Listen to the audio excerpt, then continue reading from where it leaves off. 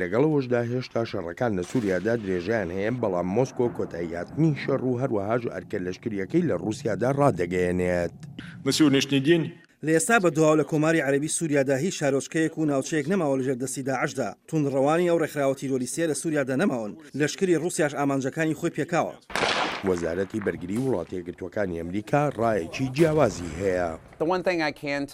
تەنها شتێک کە دەیڵێم ئەوەیە حکوومەتی رووسیا و حکوومەتی سووریاش بەرەو پێشەوەچوونێکی ئەو تویان نەبووە بەرامبەر بە داعش و ڕێکخراوە تۆریستیەکانی تری وەک نوسرە و ئەڵقاعیدا. هێشتاش چاوەڕوانین رووسیا و سووریاش بگەنە بەرەندامێکی مانەبەخش بۆ کۆتایی هێنان بە شەڕی ناوخۆی سووریا. لەسەر بنچینەی هەڵسەنگانی سەرکردە لەشکریەکانی وڵاتەکەی، سەرۆکی رووسیا داوای دەستکردن بە قۆناغێکی نوێ دەکات لە سووریادا. بەبێ هیچ گومانێک پێویستە هەنگاو بەرەو قۆناغی داهاتوو بنین، واتە دەستپێکی پرۆسەی سیاسی لە ڕێگەی پێکێنان و پاراستنی کۆنگرەی گەلی سووریا، وەک چۆن لە کۆبوونەوە سێقۆڵەکەی سۆچی سەرۆکەکانی رووسیا و ئێران و تورکیا لەسەری ڕێککەوتوین. واشنگتن لەو بڕوایەدایە بەر لە هەر هەنگاوێک پێویستە ڕژێمی سووریا بەشداری لە دانوستانەکانی ئاشتیدا بکات لە ژنێڤ. لە پەیوەندی بە ڕژێمی سووریا و ڕۆڵی بەشار ئەلەسەد لە دانوستانەکانی ئاشتیدا لە ژنێڤ، هەروەهاش ئەم هەنگاوە کە بەپێی بڕیاری 2254 ئەنجومەنی ئاسایشی نەتەوەی یەکگرتووەکانە بە رووسیەکانمان وتووە گرنگە ڕژێمی سووریا لەسەر مێزی دانوستانەکان بێت و بەشێک بێت لە موتوێژانە. تا ئامادەکردنی ئەم راپۆرتە هێشتا نوێنەرانی حکوومەتی سووریا نەچوونەتە ژنێڤ و نەتەوە یەکگرتووەکانیش ئاگاهی دەدات.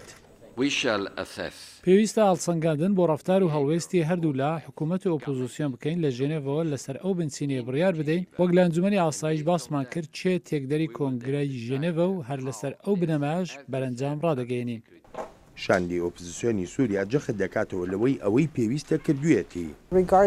سەبارەت بەوەی چێ تێکدەرە بە ئامادەبوونمان هەڵوێستی خۆمان نیشان داوە. بەڵگەکانمان ئەو دۆسیانەی لەگەڵ UN-دا باسییان دەکەین ئاماژەیەکن کە بۆ بەشداریەکی بابەتیانە لێرەین، لە کاتێکدا هێشتا لایەنی بەرامبەر لێرە نییە بۆ وتوێژکردن.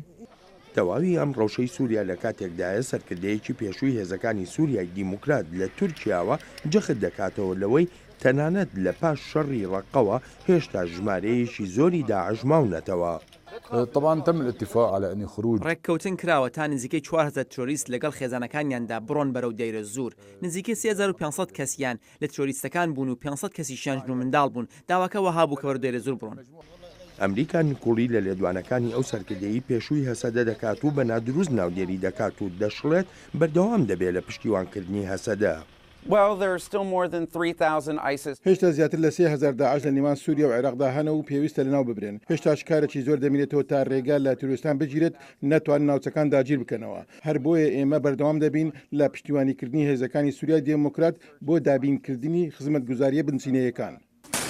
لەگەڵ شکستەکانی داعش لە سووریا و عێراقیشدا، وەلی هێشتاش نیگەرانیەکان زۆرن لەو ناوچەی جیهاندا سەبارەت بەوەی ئایا پاش داعش چ جۆرە ڕێکخراوێکی تری تێرۆریستی سەر هەڵدەدات.